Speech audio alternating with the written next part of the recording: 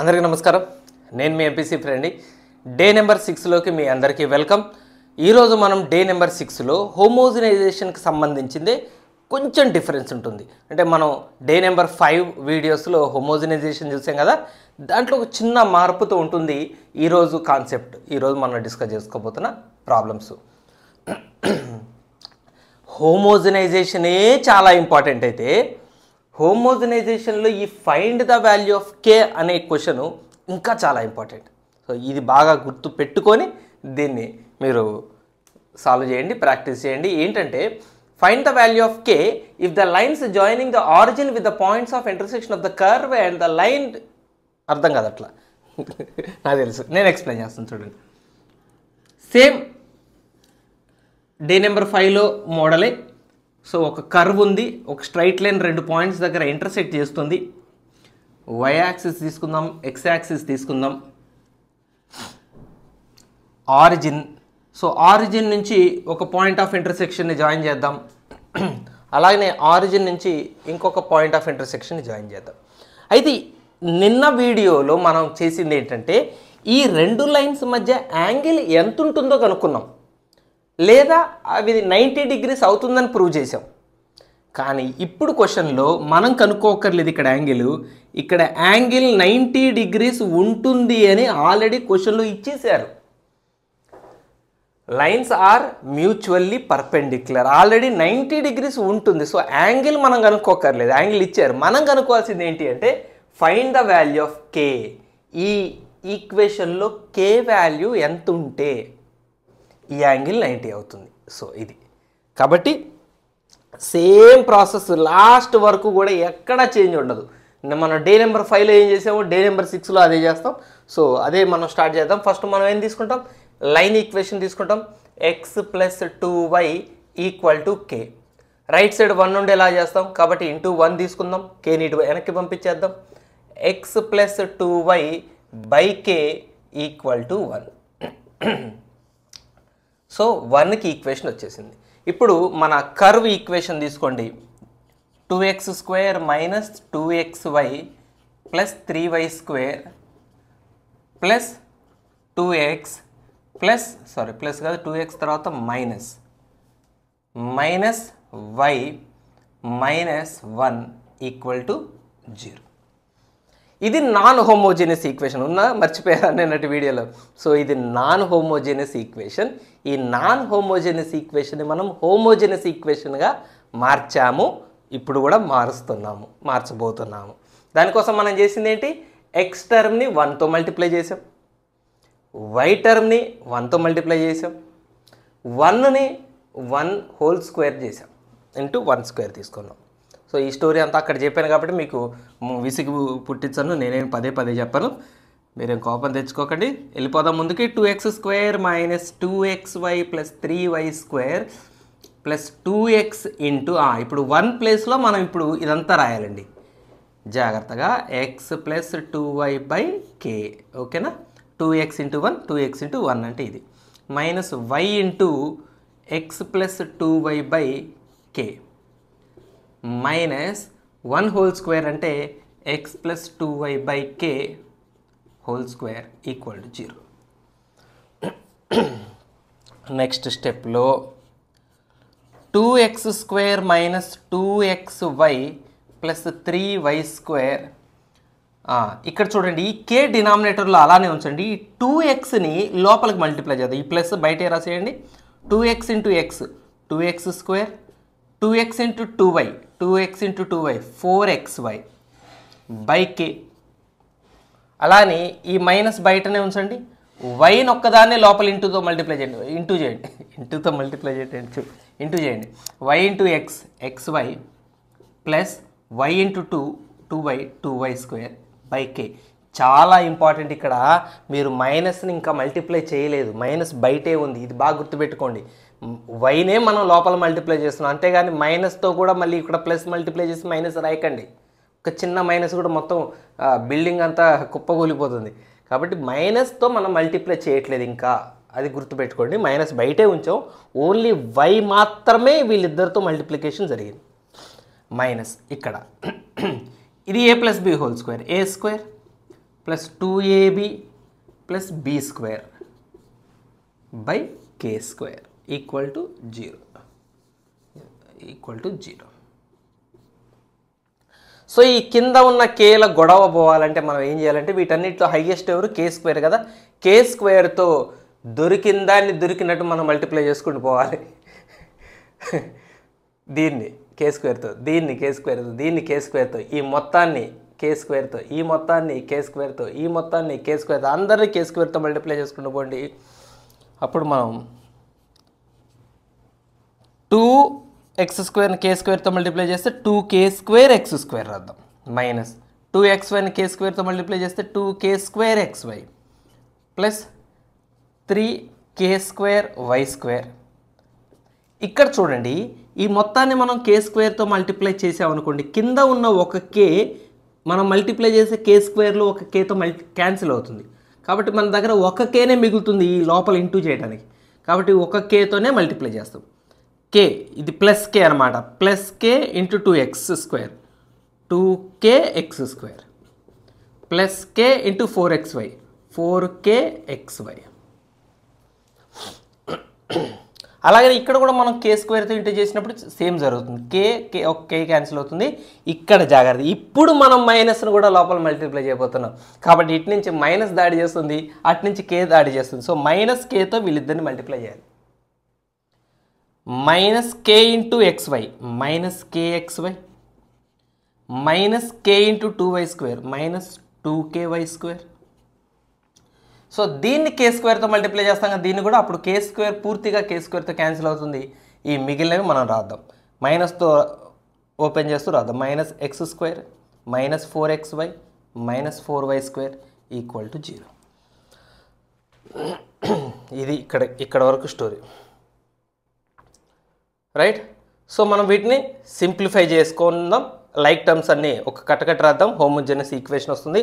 x² ఇక్కడ ఒకటి ఉంది, ఇక్కడ ఒకటి ఉంది, ఇక్కడ ఒకటి ఉంది. మనం సింప్లిఫై చేయడానికి వీలు లేదు, ఎందుకంటే ఇది 2k²x², ఇది 2kx², ఇది మైనస్ x². అంటే x² కామన్ తీస్తే 2k² ప్లస్ 2k మైనస్ 1 ఉండి బయట x² ఉంటుంది. ఓకే, ఇప్పుడు xyలు చూద్దాం. ఇగో ఇక్కడ ఒకటి ఉంది, ఇక్కడ ఒకటి ఉంది, ఇక్కడ ఒకటి ఉంది, ఇక్కడ ఒకటి ఉంది, రైట్.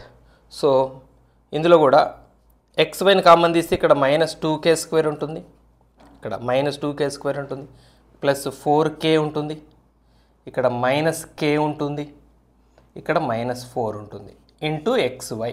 ఓకే, నెక్స్ట్ y²లో అదేవిధంగా ప్లస్ 3k², ఇందులో y² కామన్ తీద్దాం, 3k² minus 2k minus 4 into y² equal to 0. So వచ్చిందా, ఒక హోమోజినస్ ఈక్వేషన్ వచ్చింది. సో హోమోజినస్ ఈక్వేషన్ వచ్చాక మీరు బాగా గుర్తు తెచ్చుకోండి. నిన్న నిజాయితీగా మీరు ప్రాక్టీస్ చేస్తే ఇప్పుడు మీరు చెప్పాలి, ఇది రిప్రజెంట్ చేసి ఆ రెండు లైన్లు పర్పెండిక్యులర్గా ఉంటే కండిషన్ ఏంటి. మనం నేను ఏం తీసుకున్నాం, 90 degrees యాంగిల్ 90 degrees అని ప్రూవ్ చేయడానికి నిన్న మనం ఏం కండిషన్ తీసుకున్నాం చెప్పారు. Right answer, coefficient of x² plus coefficient of y² equal to 0గా తీసుకుంటాము. 90 degrees ఉంది అంటే ఖచ్చితంగా ఇది జరగాలి. ఆల్రెడీ 90 degrees ఉందని ఇచ్చేసారుగా, కాబట్టి మనం ఇప్పుడు ఏం చేద్దాం, x² coefficient plus y² కోఎఫిషియంట్ని some చేస్తూ దాన్ని ఈక్వల్ టు 0 చేయటమే. సో ఇది తీసేద్దాం క్వశ్చన్ని. చలో చెప్పండి ఇప్పుడు, x² కోఎఫిషియంట్ అంటే ఇది 2k² plus 2k minus 1 plus y² coefficient అంటే ఇది 3k² minus 2k minus 4 equal to 0. So plus 2k minus 2k cancel, 2k² 3k² 5k² minus 1 minus 4 minus 5 equal to 0. So 5k² equal to 5 minus 5 అడిపోయింది, 5 1s are cancel. So k² equal to 1 which implies k equal to plus or minus √1 అంటే k equal to plus or minus 1. So ఇది answer. So కేకి 2 possibilities ఉన్నాయి, +1 కావచ్చు -1 కావచ్చు. So +1 తీసుకున్నా -1 తీసుకున్నా angle 90 degrees ఉంటుందని అర్థం. సేమ్ ప్రాబ్లం నిన్నట్లాగానే. మీరు ఎట్లా ఫీల్ అవుతున్నారో నాకు తెలియదు, కానీ నిజంగా హోమోజినైజేషన్ కనెక్ట్ అయితే అసలు ఎంత ఈజీగా ఉంటుందో అది. క్యాలిక్యులేషన్స్ ఇవి ప్రాబ్లం ఉంటే దానికి నేనేం చెప్పలేను. a+b² రాశారు మాకు, మైనస్తో మల్టిప్లై చేయడం రాదు, 2తో మల్టిప్లై చేయడం రాదు అంటే ఇక అది మరీ కింద స్థాయికి వెళ్ళిపోవడం కష్టం. కానీ ఈ 15 రోజుల్లో మినిమం బేసిక్స్ ఉన్నవాళ్ళు అయితే, కనీసం మినిమం క్యాలిక్యులేషన్ బేసిక్స్ ఉన్నవాళ్ళు అయితే హోమోజినైజేషన్ ఖచ్చితంగా అటెంప్ట్ చేస్తారు కన్ఫామ్గా. సో నేను పాస్ చేసి ఇంకొక క్వశ్చన్ రాస్తాను ఇందులో. రైట్, సేమ్ మోడల్ ప్రాబ్లం ఇంకొకటి మన ముందు. చిన్న తేడా ఉంది, ఇది మ్యూచువల్లీ పర్పెండిక్యులర్ కాదు, కోయిన్సైడ్కి సంబంధించింది. అయినా కూడా అది ఎక్కడో లాస్ట్లో క్లైమాక్స్లో పాయింట్, అది మ్యూచువల్లీ పర్పెండిక్యులర్ అయినా కోయిన్సైడ్ అయినా. సో సినిమా అంతా దాదాపుగా ఒకేలాగా ఉంటుంది. అయితే మీకు ఇక్కడ నేను ఒక విషయం చెప్దాం అనుకుంటున్నాను. మొన్న నాకు ఒకళ్ళు కామెంట్ కూడా పెట్టారు, ఏమనంటే సార్ ఈ థీరము పెద్ద ఇంపార్టెంట్ కాదు సార్, ఇది ఎక్కువసార్లు రిపీట్ కాలేదు సార్ అని. ఇప్పుడు మనం తీసుకుంది 15 days. 15 daysలో మనం చేసేది ఏంటి, మ్యాక్సిమం మనం మోస్ట్ ఇంపార్టెంట్ క్వశ్చన్లు కవర్ చేస్తాం. అయితే మోస్ట్ ఇంపార్టెంట్ అంటే బాగా రిపీట్ అయిన క్వశ్చన్సే మనం ప్రిపేర్ అయినా కూడా మనకు 15 రోజులు కూడా అక్కర్లేదండి. మన దాదాపు 7-8 చాలు. మీరు కరెక్ట్గా 5 సంవత్సరాల పేపర్లు అన్నిట్లో సార్ మినిమం 3 సంవత్సరాలు వచ్చి ఉండాలి సార్ ఈ క్వశ్చన్, అప్పుడే మీరు చెప్పండి అదే మోస్ట్ ఇంపార్టెంట్, మినిమం 3 ఏళ్ళు రావాలి, మినిమం 4 ఏళ్ళు రావాలి, అలాంటి క్వశ్చన్లు చెప్పండి అని అనుకోండి, మనకు 6-7 రోజులు చాలది ప్రాక్టీస్కి. కానీ రిస్క్, ఎందుకంటే ఎప్పుడు మనం ఎగ్జాక్ట్గా ఇదే జరుగుతుందని గెస్ చేయకూడదు. కొంత రిస్క్కి కొంత మనం సేఫ్టీని కూడా మనం మెయింటైన్ చేయాలి. కాబట్టి ఆ రిస్క్ తగ్గించేందుకోసం నేను అక్కడక్కడ అది మరీ మనం పెయిర్ ఆఫ్ స్ట్రైట్ లైన్స్లో ఫస్ట్ థీరం గురించి మీరు చాలామంది మాట్లాడింది, నాకు 2-3 అడిగిన సందర్భాలు ఉన్నాయండి. అవి థీరం అడిగిన క్వశ్చనే, అది ఇంపార్టెంట్ క్వశ్చనే, కాకపోతే మిగిలిన వాటితో పోలిస్తే మోస్ట్ ఫ్రీక్వెంట్గా రాలేదు. సో మనకున్న 15 రోజుల్లో మోస్ట్ ఇంపార్టెంట్వన్నీ చెప్పుకున్నా కనీసం 7-8 రోజులు సరిపోతుందండి. 7-8 రోజులు చేసి మాకు అంతా అయిపోయింది పాస్ అయిపోయామంటే మాత్రం అది ప్రమాదమే. కొంతలో కొంతన్నా మనకు కొంత సెక్యూరిటీ ఉండాలి.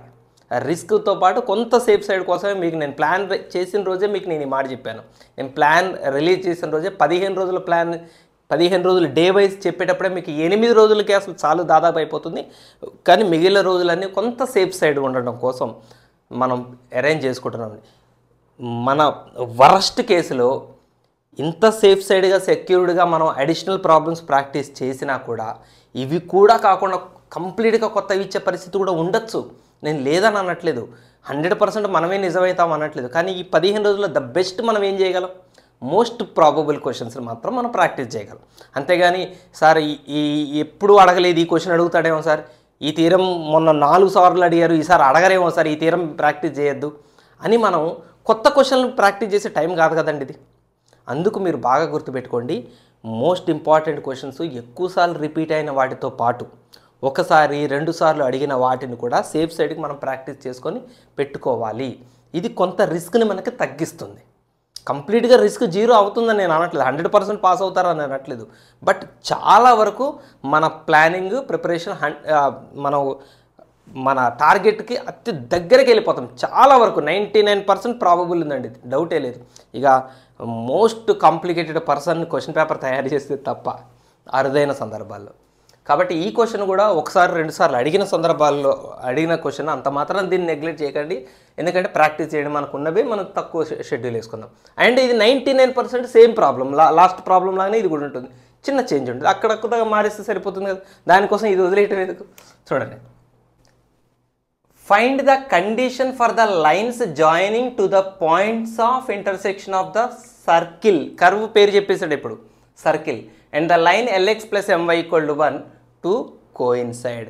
ఇది కొంచెం విచిత్రంగా ఉంటుంది. అంటే ఈ కోయిన్సైడ్ అన్న పదం ఒకటే మారింది, మిగిలిన క్వశ్చన్ అంతా ఒకటే.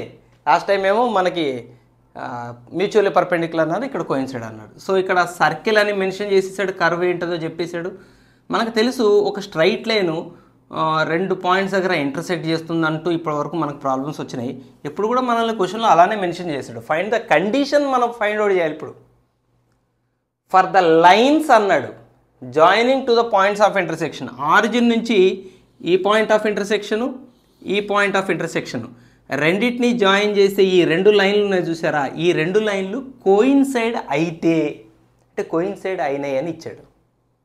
కోయిన్సైడ్ అవటం అంటే రెండు ఒకదానికొకటి ఆనుకున్నాయి అని అంటే వాటి మధ్య యాంగిల్ 0 degrees ఉంటుంది అని అర్థం.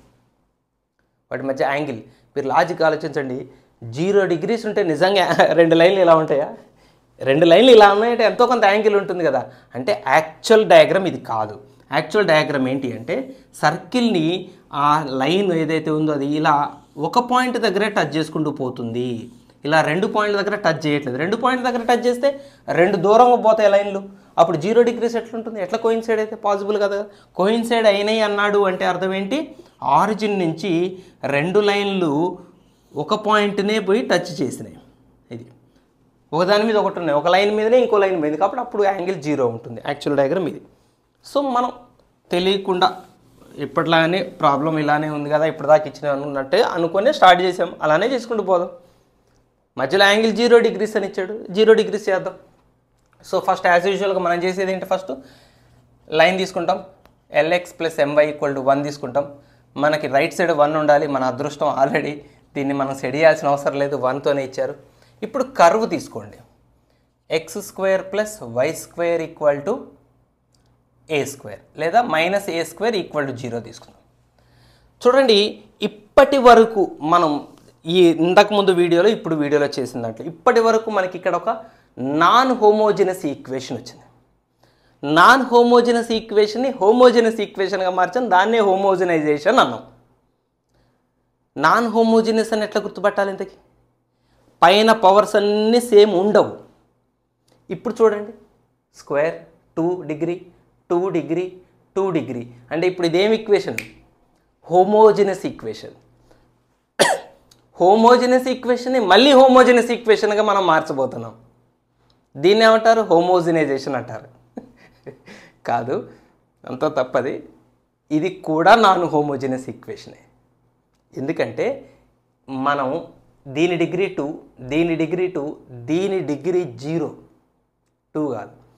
ఈ a² అనేది ఒక కాన్స్టెంట్, అదొక నెంబర్కి మనం ఎప్పుడు క్యాలిక్యులేట్ చేయండి. డిగ్రీ అంటే ఎప్పుడు కూడా వేరియబుల్కి ఉండే ఎక్స్పోనెంట్ని డిగ్రీ అంటాం. వేరియబుల్ x, y ఏదన్నా ఉంటే దానికి పైన ఉండేది మనకు డిగ్రీ అవుతుంది. సో ఇది ఏ అనేది కాన్స్టెంట్, ఇక్కడ రేడియస్ ఒక ఫిక్స్డ్ వాల్యూ కాబట్టి దాన్ని డిగ్రీగా తీసుకోకూడదు. కాబట్టి ఇది డిగ్రీ 0 అని అర్థం. ఓకేనా? ఒకవేళ ఉదాహరణకి a² x అని ఉందనుకోండి, అప్పుడు డిగ్రీ 1 ఇది. a² x² ఉందనుకోండి, డిగ్రీ 2. అసలు x టర్ము y టర్ము పోనీ y ఉంది, ఇప్పుడు డిగ్రీ 1 అనొచ్చు. కానీ అసలు ఏదీ లేదు కాబట్టి దీని డిగ్రీ 0. కాబట్టి ఇది నాన్ హోమోజినసే, కాబట్టి మనం హోమోజినస్గా మారుస్తాం. సరే, మార్చేటప్పుడు x² + y² మైనస్ కాన్స్టెంట్ దగ్గర ఏం రాస్తామండి? 1² రాస్తాం. ఇంతకుముందు వీడియోలో x టర్మ్ ఉన్నప్పుడు × 1, y టర్మ్ ఉన్నప్పుడు × 1, కాన్స్టెంట్ ఉంటే 1² రాసేవాడు. ఇప్పుడు ఇక్కడ x టర్మ్ y టర్మ్ లేవు, డైరెక్ట్గా x² y² తర్వాత కాన్స్టెంట్ కాబట్టి 1² రాసేసాడు. చలో ఫాస్ట్గా రాద్దాం, చేద్దాం. x² + y² మైనస్ a² × 1 దగ్గర LX + MY whole square = 0. x² + y² minus a² ఇది లోపల a + b whole square, a² + 2ab 2lmxy + b² my whole square అంటే m² y² = 0. Implies x² + y² minus a² లోపల ఫటాఫట్ ఒక్కొక్కది మల్టిప్లై చేసుకుని పోండి. Minus a² × l² x² minus 2a² lmxy minus a² m² y². So x² terms కట్టగట్టేద్దాం. x² terms ఇక్కడ coefficient 1 కదా, 1 minus ఇక్కడ a² l² common తీసి x² అని రాద్దాం బయట. xy టర్మ్ ఒకటే ఉంది, కష్టపడక్కర్లేదు, దాన్ని డైరెక్ట్ కింద రాసేయటమే xy. అలాగే y² టర్మ్స్ కూడా 2 ఉన్నాయి చూడండి. So plus 1 minus a² m² y² = 0. Homogeneous equation అయిపోయిందండి. ఇప్పుడు ఇది హోమోజినస్ ఈక్వేషన్. సో x² ఉంది, y² ఉంది, ఇక్కడ xy ఇది హోమోజినస్ ఈక్వేషన్. ఇక్కడ వరకు కూడా పాత స్టోరీ. ఈ స్టెప్ తర్వాత మనము ఒక్కసారి చూడండి, మనకి general equation ax² + 2hxy + by² = 0 కదా. ఈ రెండు స్ట్రైట్ లైన్స్ని రిప్రజెంట్ చేసే కంబైన్డ్ ఈక్వేషన్. ఈ రెండు స్ట్రైట్ లైన్స్ మధ్య యాంగిల్ 90 degrees ఉంది అంటే ఇప్పటి వరకు మనం ఏం కండిషన్ రాసాం? a + b = 0 అన్నాం. అదేనండి, coefficient of x² + coefficient of y² 0 అన్నాం. x² కోఎఫిషియంట్ అంటే ఏనే కదా, y² coefficient b. So x² coefficient + y² coefficient = 0 తీసుకున్నాం. ఎప్పుడు అది 90 degrees అన్నప్పుడు. 90 degrees అన్నప్పుడు ఇప్పటి వరకు మనం ఇదే కండిషన్ చేసాం. కానీ 0 degrees అన్నాడు అనుకోండి, ఈ రెండు లైన్లు, ఇందులో ఉన్న రెండు లైన్ల మధ్య యాంగిల్ 0 అన్నాడు అనుకోండి, ఇప్పుడు ఇచ్చిన క్వశ్చన్లో లాగా కోఇన్సిడెంట్ 0. అప్పుడు కండిషన్ ఏంటి అంటే h² = ab. సో ఇది 0 degrees కండిషన్. ఇదేమో 90 degrees కండిషన్, ఇది 0 degrees కండిషన్. ఇప్పటివరకు మనం ఇది తీసుకున్నాం, ఇప్పుడు మనం ఇది తీసుకోవాలి. Given h² = ab.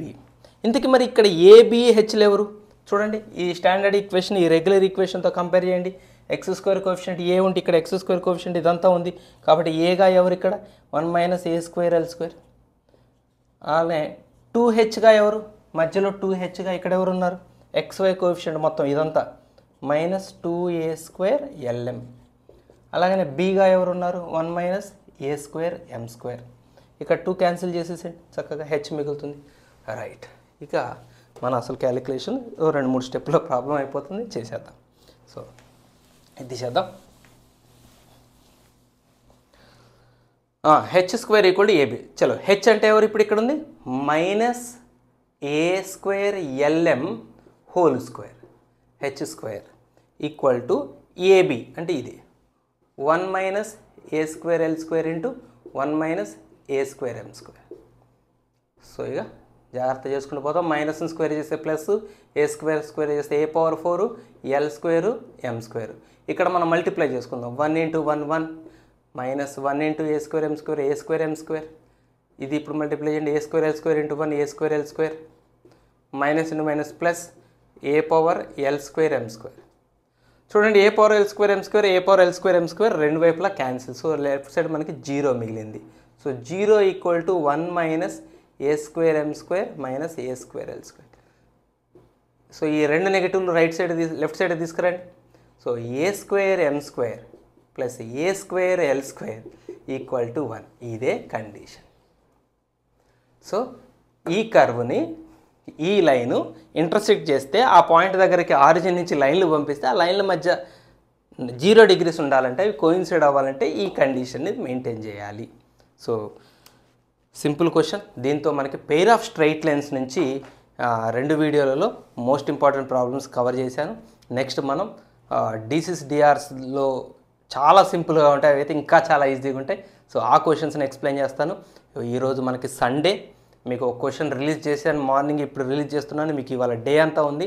సో ఈ 6 రోజుల వర్క్ని ఇంకొక 2 గంటలు కేటాయించి మీరు మధ్యాహ్నం కానీ సాయంత్రం కానీ మళ్ళొక్కసారి మొత్తం రివిజన్ చేసుకోండి. వీలైతే ఎగ్జామ్ పెట్టుకోండి, టెస్ట్ పెట్టుకోండి. ఇంకొక మాట, ఎక్కడా కూడా ఒక క్వశ్చన్ మనకు గుర్తుకు రాకపోతే ఫస్ట్ స్టెప్ చూడకండి. మనకు పెద్ద జబ్బు అనమాట. అంటే ఫస్ట్ స్టెప్ చూస్తాం, చూసి ఇక మొత్తం రాసుకుంటూ పోతాం. ఫస్ట్ స్టెప్ గుర్తుకు రాకపోతే మీరు అదొక్కటి చూసి మిగిలినంతా గుర్తుంది కదా, అమ్మాయి నాకు వచ్చింది అనుకున్నారు అనుకోండి, మిమ్మల్ని మీరు చేసుకునే అతి పెద్ద మోసం అది. ఫస్ట్ స్టెప్ గుర్తుకు రాకపోతే ప్రాబ్లం అంతా గుర్తుకు రానట్టే, ఇది ఫిక్స్ చేసుకోండి. సో ఫస్ట్ స్టెప్పే చాలా ఇంపార్టెంట్, అది మీరు చూడకూడదు. ఫస్ట్ స్టెప్ గుర్తు బాగా తెచ్చుకోండి. ఆ క్వశ్చన్ రాసుకొని మీరే స్ట్రగుల్ అవ్వండి. ఒక హాఫ్ అన్ అవర్ అయినా సరే, పావు గంట 10 నిమిషాలు ఆలోచించండి. స్ట్రెయిన్ ఇవ్వండి బ్రెయిన్కి. అదే గుర్తు తెచ్చుకునే ప్రయత్నం చేయండి. ఏ టైప్ ఆఫ్ డిస్కషన్ చేసాం మనం, ఎక్కడ మొదలు పెట్టాం, అల్టిమేట్గా బ్రెయిన్ గుర్తు చేసుకుంది అనుకోండి సక్సెస్. బ్రెయిన్ గుర్తు చేసుకోలేకపోయింది అనుకోండి అయినా సక్సెస్. ఎందుకంటే అంత స్ట్రగుల్ పడ్డ బ్రెయిన్, ఇప్పుడు మీరు బుక్ ఓపెన్ చేసి చూసుకోండి ఫస్ట్ స్టెప్ ఏదో మీకు ఏది గుర్తు రాలేదో. ఇప్పుడు ఆ ఫస్ట్ స్టెప్ చూసిన తర్వాత బ్రెయిన్ ఒక్క రకమైన రియాక్షన్ ఇస్తుంది. ఇదే అబ్బా నాకు ఇది గుర్తుందే, ఇది మర్చిపోయానా నేను, అబ్బా ఆ ఎమోషన్ చూసారా, ఇది బ్రెయిన్కి చాలా అవసరం. అంటే ఎంతో స్ట్రగుల్ అయిన తర్వాత చూశారు కాబట్టి అది మీకు నెక్స్ట్ టైంకి ఈజీగా గుర్తుంటుంది. అంతేగాని ఏదో క్వశ్చన్ చూడగానే కాసేపు ఒక సెకండ్ చూసి దీని ఫస్ట్ స్టెప్ ఒకసారి చూసుకుందాం అని మీరు నోట్స్కి వెళ్ళి చూసారనుకోండి, బ్రెయిన్ దానికి అంత ఇంపార్టెన్స్ ఇవ్వదు ఆ ఫస్ట్ స్టెప్కి, క్యాజువల్గా తీసుకుంటుంది. మీరు స్ట్రగుల్ అయిన తర్వాత ఆ ఫస్ట్ స్టెప్ ఎత్తైనా మీరే సాధించాలని పట్టుబట్టారు, ఫెయిల్ అయ్యారు అనుకోండి, అప్పుడు చూడండి బ్రెయిన్ ఆ ఫస్ట్ స్టెప్కి రెస్పెక్ట్ ఇస్తుంది. ఇది మీకు ఎవ్వరూ చెప్పరు. నేను ఈ విషయం ఒక 1000% అనుభవంతో చెప్తున్నాను. పిల్లల్ని పదే పదే చూసిన అనుభవంతో చెప్తున్నాను. ఫస్ట్ స్టెప్ గుర్తు రాక స్ట్రగుల్ అయ్యే వాళ్ళు చాలామంది ఉంటారు. ఆ ఒక్కటే స్టెప్గా సార్ మేము చూసింది మిగిలినంతా చేసాం సార్ అన్న వాళ్ళు నేనైతే నవ్వి ఊరుకుంటా వాళ్ళని, నా అమాయకత్వమో పిచ్చితనమో చూసి. అది రానట్టేనండి ఇది. కాబట్టి మీకు నేను దగ్గరుండి ప్రాక్టీస్ చేపిస్తున్నాను, చెప్తున్నాను. ఈ 15 రోజులు మిమ్మల్ని నేనే చదివిస్తున్నాను. మీరు నాతో మాట్లాడండి, మీ మనసుతో మాట్లాడండి. ఎగ్జామ్ రాసేటప్పుడు పొరపాటు చేస్తే మీకు మీరే గిల్ట్ ఫీల్ అవ్వండి, దిద్దుకోండి. తప్పు చేస్తుంటే మిమ్మల్ని మీరే క్షమించుకోండి, మళ్ళీ తప్పు చేయకూడదు అని మిమ్మల్ని మీరే హెచ్చరించుకోండి, మిమ్మల్ని మీరు నడుపుకోండి. నేను ఉన్నాను అని భావిస్తూ మీరు ఆ వర్క్ చేయండి. ఒకవేళ నేను కాకపోతే మీకు ఇష్టమైన ఎవరో ఇంకొక గురువు, సో ఏదో ఒక గురువు సమక్షంలో ఏకలవ్య శిష్యులాగా మీరు ఈ 15 రోజులు కష్టపడాల్సిందే. మనం గెలుపు ఆనందాన్ని ఆస్వాదించాల్సిందే. సో 6 వీడియోల స్టోరీ అయింది. ఇంకా మన జర్నీ 9 రోజులు నడవాలి. చాలా మాట్లాడుకుందాం. మీతో నేను మంచి ఎగ్జామ్ రాపిస్తాను. So bye.